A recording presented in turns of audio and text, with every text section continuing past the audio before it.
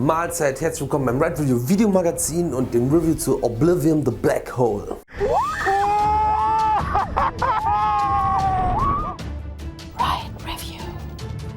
Wenn es um Achterbahn geht, dann noch von B&M und einem Dive Coaster, der Oblivion heißt, denken alle natürlich sofort an Alton Towers in England und den Prototypen des Dive Coasters von B&M. Das ist in diesem Fall aber nicht richtig, denn es geht um einen Dive Coaster von B&M, der Oblivion The Black Hole heißt, und dieser steht in Italien, genauer gesagt direkt am Gardasee im Gardaland. Was man jetzt davon halten will, sei mal dahingestellt, dass Merlin innerhalb der eigenen Gruppe und der eigenen Parks die Namen mehr oder weniger recycelt. Ich finde es nicht so geil, aber Namen sind Schall und Rauch, wie wir alle wissen. Oblivion The Black Hole im Gardaland hat am 28. März 2015 eröffnet. Der B&M Dive Coaster besitzt ein 566 Meter langes Custom Layout mit zwei Inversionen, einem Tunnel, einem Camelback, einer 270 Grad Helix und dem geilsten einer Hardline Roll.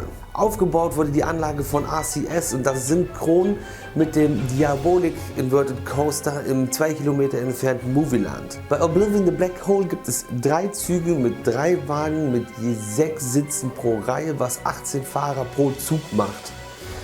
In jeder Reihe gibt es in der Mitte 2 Big Boy Seats. Oblivion The Black Hole ist 42,5 Meter hoch, hat eine maximale Neigung von 87 Grad und eine Geschwindigkeit von bis zu 100 km/h. Und mit seiner 566 Meter langen Strecke ist Oblivion The Black Hole einer der längsten Dive Coaster und für mich persönlich einer auch der schönsten. Kurze Story: Es ist am Gardasee ein mysteriöses Loch aufgetaucht, was eine Art Portal zu einem Raumzeittunnel ist und soll erforscht werden. Wir sind das Forscherteam und begeben uns auf die Mission. Aber die Gravitation des Loches ist so extrem, dass alles rund um das Loch da reingesogen wird, was bei der Thematisierung sehr geil umgesetzt wurde, meiner Meinung nach. Sieht wirklich richtig nice aus. Wir sind leider aber schon auf dem Weg zur Mission und es gibt kein Zurück mehr. Und wir müssen uns dann senkrecht in dieses schwarze Loch stürzen. Aber man wird natürlich nicht einfach unvorbereitet auf diese Mission geschickt, denn vorher wird man in einem Trainingscamp ausgebildet und getestet, ob man überhaupt dafür geeignet ist, mit dieser Bahn zu fahren. Das Ganze findet in der Q-Line statt und damit sollten wir eventuell auch direkt anfangen, um über diese Bahn zu sprechen. Wir haben einen schönen großen imposanten Eingangsbereich und Außenbereichs Q-Line Area bis zum nächsten Drehkreuz, in dem immer kleinere Gruppen in das große Zelt rein dürfen, in dem sich dieses Trainingslager der Q-Line befindet. Das Ganze ist richtig groß und komplex von der Story. Dafür checkt auf jeden Fall die Seite ab gardalandoblivion.it, Link in der Videobeschreibung, denn das würde auf jeden Fall jetzt den Rahmen sprengen. Ich finde es aber eine richtig geile, gut gestaltete und sehr kreative, verrückte, abgespacede und einmalige Q-Line.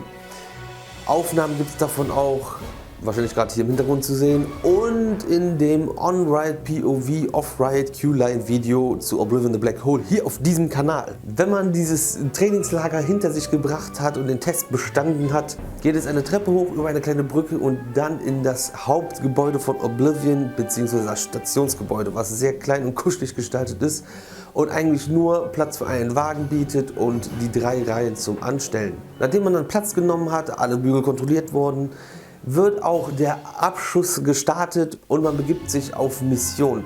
Mit einer leichten Kurve geht es in den Lift.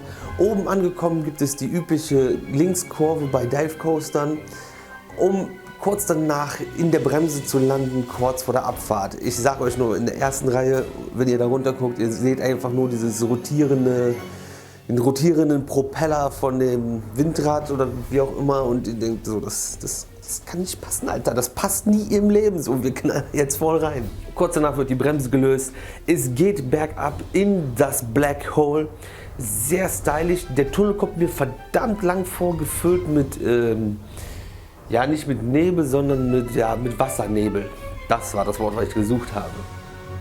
Und noch mit Stroboskop-Effekten.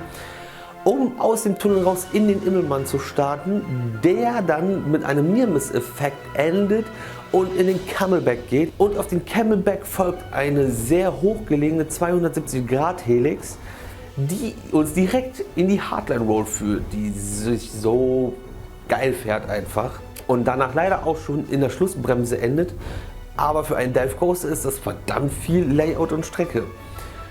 Eine große Rechtskurve bringt uns dann in die letzte Bremse vor der Station und dann kommt der große Monitor mit dem Countdown der Dekontamination. Entweder ist es scheiße gemacht oder es war einfach nur blödes Timing zu unserem Besuchszeitpunkt. Denn es läuft der Countdown rum und man ist danach dekontaminiert, aber die Düsen an der Seite, die einen mit Wassernebel befeuchten, funktionieren nur oder laufen erst ab der dritten Reihe und dann etwas länger. Also ich vermute, das Timing stimmt nicht.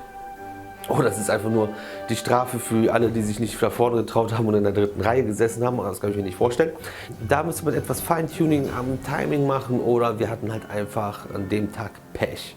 Und wie so üblich nach dem Aussteigen im Gardaland folgt ein Shop, der Oblivion Shop. Hier gibt es alles rund um Oblivion, T-Shirts, Kappen, Handtücher, Trinkflaschen mit Strudel und etwas sehr Geiles, was da konnte auch ich nicht nein sagen und musste mal Merch kaufen. Ist das geil oder ist das geil? Sieht man das gut? Ja.